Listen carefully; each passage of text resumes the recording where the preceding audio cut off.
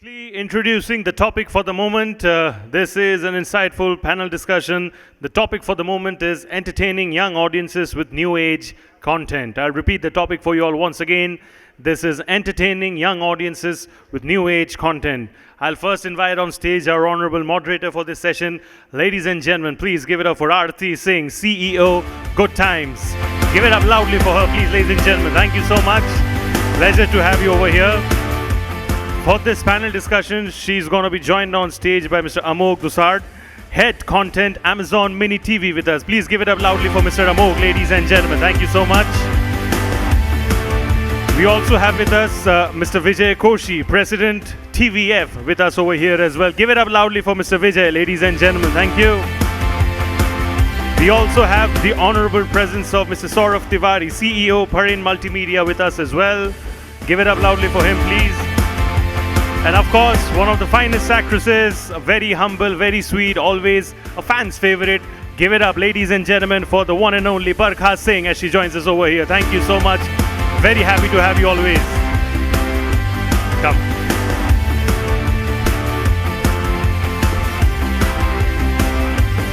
So this is about entertaining young audiences with new age content. The panel is ready, and over to you, ma'am. Thank you. Thank you so much. So we are super excited about today's discussion. As we had a data scientist as well who has informed me that there are 600 million millennials and Gen Z people in this country who are consuming 70% of them are consuming 3.5 hours of content on streaming platforms and social media. So that's a lot of content. And if we can't crack what this audience wants, then we're kind of going to lose the game. So this is a conversation with 4 stalwarts from the industry. I'm super excited.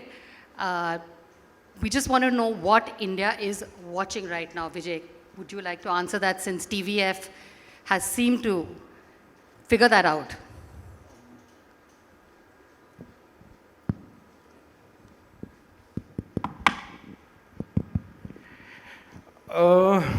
India is watching. A very esoteric question, actually. I mean, so I'll fine tune it. Yeah. First of all, India is watching content on a lot of platforms. Yeah. Now, would you say that which of those platforms is the fastest growing, because you're doing content for different platforms? And I'm not talking about, I'm saying between social media and web and television, like there's a whole gamut. And within that, what are they watching? See, content is a huge ocean. I mean, you can't define that, oh, is this growing? Again, are you talking about fiction? Are you talking about non-fiction? Are you talking about user-generated content? So it's, I don't think we want to bracket it into any possible this thing. And it's evolving so quickly. What was relevant yesterday probably is not relevant today. So we stand for Lights, Camera, Experiment. Forever we are experimenting. And for us, AVOD platforms is our starting point. I mean, Amog is here, one of the largest AVOD platforms. Our journey began with YouTube. We still continue with YouTube. A lot of our content, we start experimenting there. And if it clicks with the audiences, then hopefully we then develop it further for platforms and all of that. So I don't think there is a way to bracket it. It is, what is it that you want to do? What is your journey all about? And you just need to be authentic and stay true to that. And we've done that for 13 years. And I think we've met with a moderate sense of success. And I'm hoping that we'll continue to do that. So, Amog, you tell me, since you are specifically dealing with a free-to-air platform, what do you find is the focus that young Indians are looking at?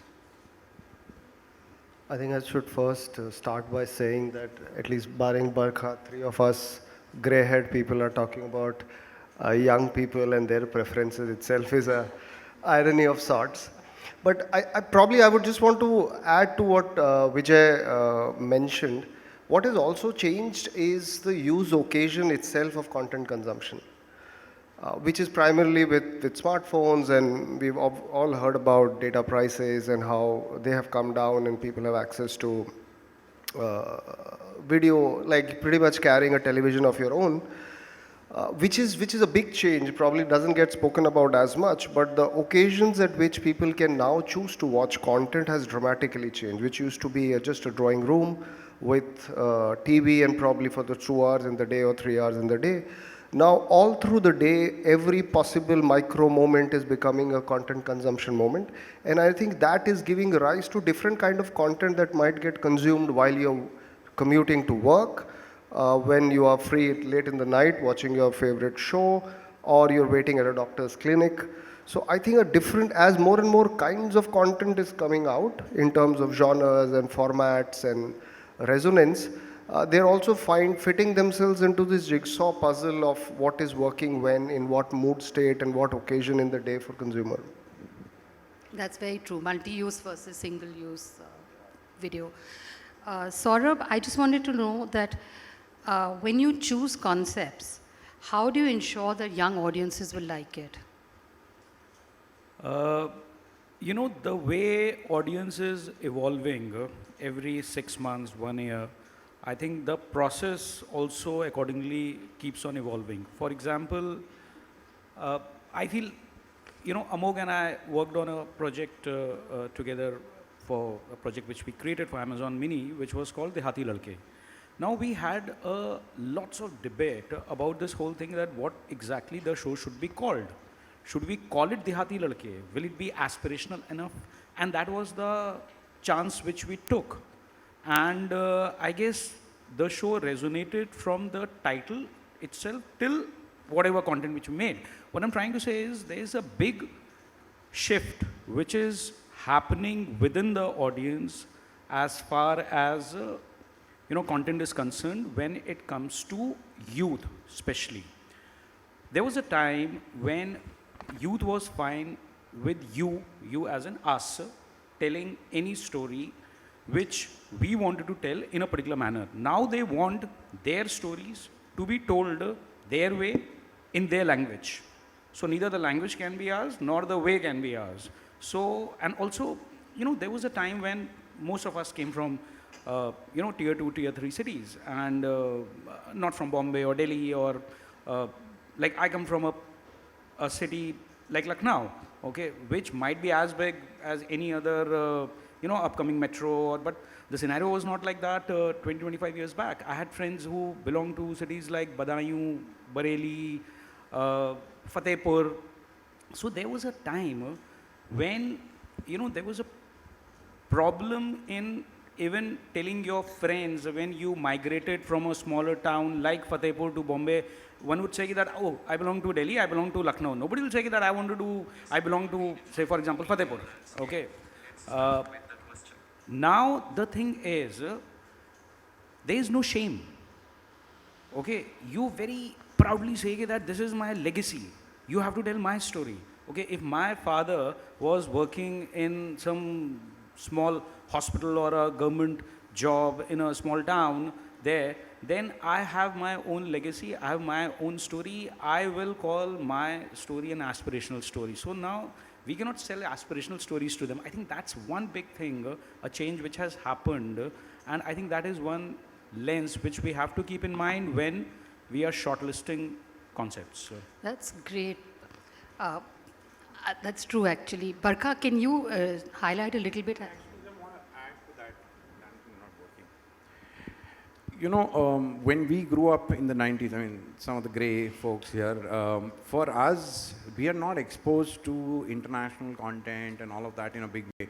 For us, seeing a glossy Karan Johar student of the year kind of a setup looked appealing or aspirational or whatever. Today's generation is very proud of their background. They don't care. I mean, like he said, I could be tier 2, tier 3, whatever. They relate to it and they're extremely proud of it. And if you show content which is relatable to them, they are more likely to connect. Yeah, I mean, if you see a lot of the big movies, big content is all crumbling because most of, A, the basic storyline is not there, B, it is not relatable to most people. And which is where I think the disconnect is happening. I think the audience has also evolved a lot. And that is something that content creators and platforms have to take cognizance of. That's true. The line between Bharat and India has merged and blurred. Barkha, as an actor who has done a lot of content for the youth, Sorry, please go on. a lot of content for the youth, what do you think people are enjoying now? I honestly feel people are watching everything across, as Vijay also rightly mentioned, across all platforms. So, irrespective of your socio-economic, cultural background, I think people are doom scrolling short format reels made by some one sitting in a village in Bihar, or some auntie making really yum food in Kerala, right to like slice of life web shows like a CA Topper, Gullak or something, right to like just entertainment films like a Stree, or experiential films like Kalki, or even a lot of older content is coming back, with Rockstar coming back to theaters, and I think Rehna Hai Tere Dil Mein is going to come to theaters. So I think we are watching everything as long as you can hold the attention. And like the young audience, again, is also very mindful of the choices that are available. So if something is not earlier, and I'm saying even like less than a decade ago, there weren't so many choices available. So our tolerance level was higher. But now I feel our tolerance level is lower by the sheer amount of choice we have. And that is why the attention spans are lower. So anything that can capture the attention in any way, whether it's by providing certain information that we might find relevant, or pure mindless slapstick entertainment value, anything that is capturing the attention is what's being watched. That's very true. Thank you. Moving on to a slightly interesting topic on branded content. What do you think are the do's and don'ts? Okay, I think that will need a separate session by itself. But I can very proudly tell you a low-key humble brag. I think what TAVF has managed to do in the past 13 years, I don't think the entire industry put together can hold a candle to the kind of work that we've done. And the main reason, and one of my biggest clients is sitting next to me, but the main reason why we do that, or we've managed to do that, is we've always kept the audience at the center of everything we do.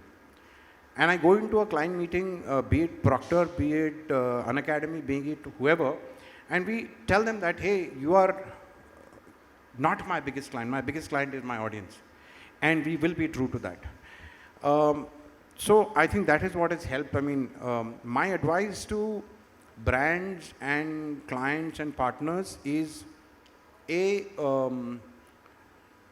ready to experiment. Yeah, be ready to try out new things. Be ready to unlearn and relearn.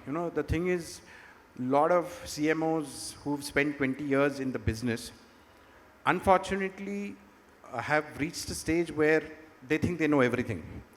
And these are not popular things to say, but that is the unfortunate reality. They think they know everything, and they refuse to unlearn, or they refuse to try out new things.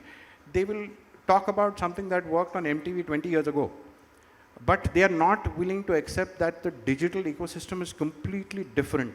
So you have to unlearn and relearn new things. You have to be ready to experiment. You have to trust the creator, especially if they have a body of work. You have to trust them, saying that, hey, this is what they have succeeded. This is also, don't try and use the same matrices that you've used in your regular advertising and your media agencies and those bean counters that are there. Yes, they have a very strong role to play in your regular advertising and inventory buying. Hats off to them. But content is different. Content is meant to supplement your advertising and communication objective. Treat it differently. Yeah, you should be willing to experiment and give it a little. So that's where I think we've managed the tight rope walk with brands and requesting them to trust us. What has happened is, post-COVID, many more people are willing to experiment because they've seen that it's succeeding. But my only advice to people is, if you have to learn swimming, you have to jump into the pool. You can't walk around the pool and learn how to swim. So that is something that they have to try. Probably just add to this, because even we've in Mini TV have had a learning curve on I think it's a great, first of all, it's a great area of opportunity, branded content. Primarily because it's if done well, it's the best of both the world. It works well for the brand because if you find an aesthetic, organic way to build the brand messaging into the show, it works very well for the brand, and if it's done well, doesn't harm the customer's experience. Therefore, first of all, to my mind, it's a creative job at the heart of it. And like Vijay mentioned, it's some of the existing metrics don't do justice to how it should be evaluated. Probably just to add another layer to this, because we do immense amount of brand integrations in our show. We see the scope and the depth with which we can do it in unscripted is a lot more. We did a bunch of integrations in our dance reality show, Hip Hop India. A lot of those brands are coming back for the season 2, are very excited with what we were able to put together for them. Even on Playground, same thing is, same kind of experience. And I think what TVF has demonstrated on scripted space is an area that we ourselves are also taking forward. We've had some bit of integrations in some of our shows, and it's challenging. It's challenging because, like Vijay also mentioned, there is a certain way the brand wants their message to come by, and then there's a creative team who would have story teller who wants the scene to play out in different way. But wherever there is a challenge, probably there's a big opportunity. And the reason why brands, we continue to get so many queries and interest from brands because they genuinely see this really working for their customers on their matrix of brand lifts and appreciation of the brand's message and more understanding of what the brand is talking about if integrated well into the show. So subtle integrations always work better. Does it ever happen that creative storytelling takes a backseat at times with you want to go? No, that's the foundation on which the pitch is being made. I mean, that is a strict no-no. Creative storytelling can never take a backseat. Barkha, what do you feel? I'm just keeping a mic on me, but I know. I do have my 2 cents on Yes, this as please. well. Because you worked with quite a bit of... Yes, I think on every level, across platforms, just seamlessness of brand integration into your existing story. And more importantly, a right fit of the brand to the setting of your content, whether it's a long format show or whether it's an Instagram reel. For example, with TVF Timeliners, I've done this show called Engineering Girls. Sharda University was the brand that we had on board. And till date, half the people in my family don't know it was branded content. It was that seamlessly integrated. But on the flip side, not very long ago, I'd heard a lot of chatter about Darlings when it had released, and there was a lot of Kama Ayurveda placement, which just did not sit well with people. So I think that's something everyone, makers of content at all levels and across all platforms, should be mindful that, yes, while you are integrating a brand seamlessly, the brand should also kind of fit in your universe. Yeah, Kama Ayurveda in a shanty in Baikla was quite a Yeah, jarring... I think that's why it also garnered a lot of attention, and there was a lot of chatter about it. So brands confuse visibility with thematic integration, So that's, in a song and dance show, you play some 4 or 5 bottles and some brand is visible. That is different, that has a different role vis-a-vis Kingfisher being integrated into pictures. Incidentally, the name Kingfisher is not mentioned even once in that entire 5 episodes, but everyone knows which brand and what, because that thematic to beer hai dash dash dash has come out so well with a startup entrepreneur's journey and the thing about beer. And that's like 10 years later also, people will tell you that, hey, that's the brand and that's what the story was all about. So now while we're talking about advertising, Amog, I have a question for you.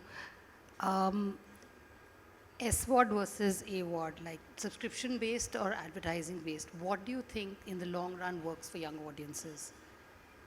See, as a platform, why should we make a choice, right? SWOD is also money, AWOD is also money. Spoken like a true platform head. But I think we can all take a learning from how this country has responded to different product categories. And I think there is a model for each customer segment that you are catering to. There is SWOT for certain consumer segments. There is AWOT for certain consumer segments. Just like even in the older days of TV, there was a certain cohort that picked up HD boxes very fast, and they were ready to pay that kind of premium to get it. But there is also FTA in the same market where people are not willing to even pay $200 for a cable every month. So I think trying to oversimplify one versus other at a overall level, it's just unfair for a rich and diverse country like ours. And I always, even from our programming, we call out shows as cohort specific, saying, there is no similarity between somebody who enters the college, the first year of college, versus somebody who's just graduating from the college. In terms of, if you're trying to create content on anxieties, on hope, on hero worship, role models, it just changes in 3 years. So because even on programming, we've learned the sharper we are in terms of the cohort that we are programming for, the more engaging and resonating content we are able to make. And I think the same would hold true even for the way business side will respond. If you look at consumers as different segments and different cohorts, you'll be able to crack much better business models, which are now possible with digital technology. It was probably not possible 20 years back, 10 years back, when you just had one TV channel that will come and has to be provided to everybody at the same rate. But you can do that with the help of technology today. So my answer is not SWOT or AWOT. My answer is to have the right model for the consumer cohort that you're building the business for. Thank you. Saurabh, for you, I wanted to know what genre, because you worked across many genres, works with the OTT audience. It's very difficult to point out exactly one genre, but I feel, as I was saying earlier also, stories which belong, if we talk specifically about a genre, I think with youth, it is more with the college romance. That is one thing which is, you can easily position and place it as a slightly safer bet. Okay, is that the only route and the correct route? No, not exactly. They are ready to experiment with all kind of content. In fact, I'll tell you, last time I visited a place called Akbarpur. So I was talking to one of my friends, younger brother. He said कि आप लोग क्या करते हो ना, आपको ऐसा लगता है कि यूपी और बिहार से जो भी निकलता है ना, वो मिर्ज़ापुर होता है. ठीक है, तो यूपी बिहार का ना एक परसेप्शन है, और यूपी बिहार जो है वो सिर्फ यही है. सो और भी तो कहानियाँ हैं ना. सो नाउ उसका ये कहने का मतलब नहीं है कि और भी कहानी में you have to show purely a romance और a college based story. So it's very difficult to kind of, define and pinpoint that a particular genre is something which caters to youth. As I said, you tell their stories in their language, their narrative, they are ready to accept anything. So yeah. Like one big learning we had, sorry to interject, but one big learning we had was with this show we did almost 15 months back called Physics Wala, which was biopic of Alak Pandey. And the theme of that show, if any of you have seen that show, it's out and out inspiration. It's an inspirational story, and that's how it was put together by the creator. The inspiration theme itself we learned about it that this has such huge audience interest with the way Physics Wala performed in the service. We went ahead and created a franchise called Hustler, which is every season of Hustler is story of a startup entrepreneur's journey. The first one we had set in 2010 in IWMBuzz story, inspired from some of the real events, but story of an average college engineering going kid who makes it to his first round of funding and makes it big. There is so much resonance and conversation that came by. Now we're working on a returning season, which a different entrepreneur at mind. So while romance works, college settings work, inspiration, and we keep learning new themes. So again, the same thing, right? We say youth, but probably oversimplifying them into one or two spaces of content might not do justice. Like one of the shows that Barkha is doing for us, and I was watching some rushes, it's again based on youth, youth based out of Delhi. but a very, very different texture of storytelling, and you can't classify that show as romance or as coming of age. So sometimes these oversimplification which we resort to for articulation, right? Because you have to say things in meeting and therefore you want to simplify and articulate, but it's not, doesn't hold true in content, because you know, you keep learning, you find new themes that resonate, and then you double down and make more content around that. And that is where we, as makers, now we get trapped. Now, the moment one particular thing works, and then you feel we categorize it. As I said, na, that one Mirzapur works. Now you feel that, acha Mirzapur ke baad jo hai na, a particular region, a particular section has to be projected in that particular manner only. I think that's what the trap is. I think that also comes from a very lazy approach, you know, saying, acha, this template worked, copy paste. Just because Ekta managed to do kitchen politics very well with the K series, then every single Tom, Dick and Harry got onto that.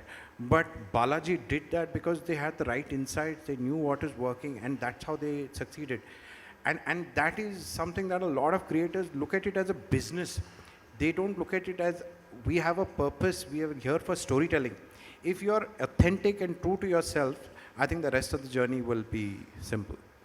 So what next now then in the OTT world? What's going to disrupt it next? What do you think? Oh, if we had known what's going to disrupt it, we would have already disrupted.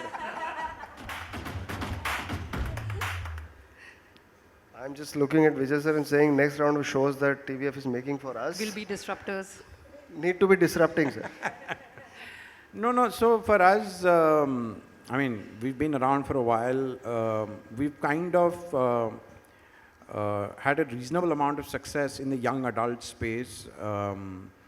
And whether it's the school life, whether it's college life and all of that. So that is that we've not really been falling into for fads or, acha, let's try out this, let's try out that. We want to be sure that internally we are convinced before we go out. Like, I don't know, I mean, you guys may have seen Panchayat from 2020, but in our system, it was brewing for 5 years before that.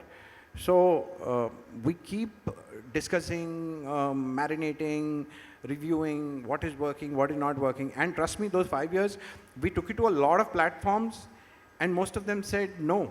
They said, who wants to watch a show about a village where nothing happens? And now we all know where Panchayat is today. It's if not among the top 3 shows in the country, I mean.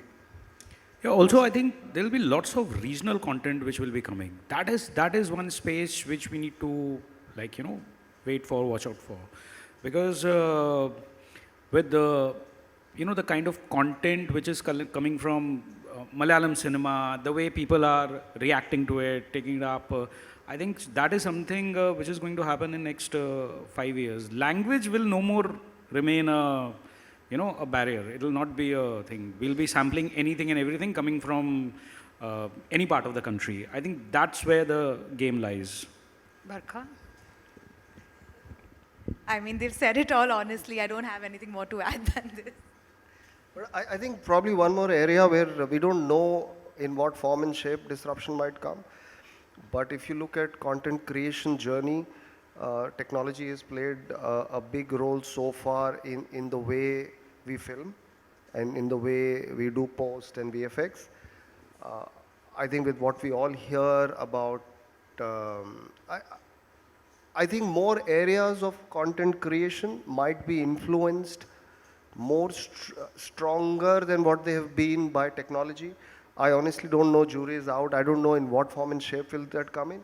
But to assume that with such deep changes happening in form of tech all around us in every walk of life, I believe in some way content creation will get significantly more influenced, which is what typical description of what disruption would be. We don't know that, but I see this cusp of content and technology as the next big thing. And disruption can happen from outside also. Like 2017-18 is when Jio happened. I mean, had nothing to do with us creators or any of those, but that really exploded. And even my village in Kerala, people were accessing internet and content, etc. The next other disruption that happened is COVID. Suddenly, everyone was sitting at home and consuming content like it was going out of fashion. and they were willing to experiment across the spectrum. And I think the language thing really happened at that point in time. And until then, Malayalam cinema was not really consumed to the extent that it was, or it should have been. But now I have my friends from UP and Bihar recommending the latest Malayalam film to me. That's very true, and we're looking forward to all the fun that's going to come out in this world. Thank you so much. You've been a great panel. Thank you. Thank you very much. Ladies and gentlemen, can we please make some more noise for all of them over here? Thank you so much. Yes, that's the kind of vibe I'm looking forward to. I'll request Mr. Koshy Izardar to kindly come on stage and hand over the token of appreciation to all our wonderful speakers over here. Thank you so much. Give it up for Mr. Koshy once again, please, ladies and gentlemen, as he joins us over here for the token of appreciations. Can we have the token of appreciations, please? Thank you.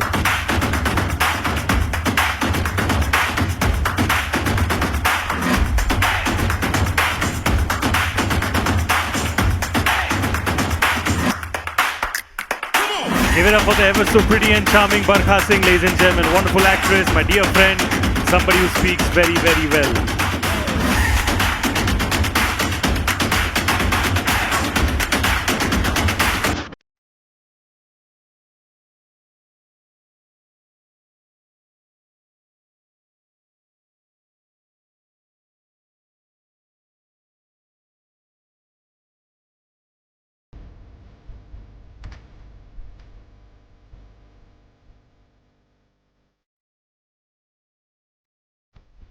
क्या बात है तालियों की गूंज और जोर से please ladies and gentlemen everybody over here in the house Mumbai make some noise.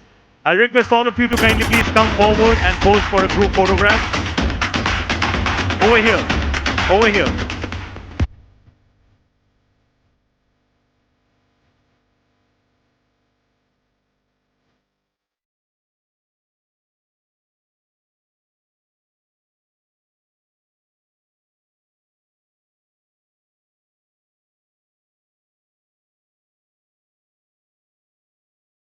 Thank you so much. Give it up once again for this very interesting panel, ladies and gentlemen. Thank you so much.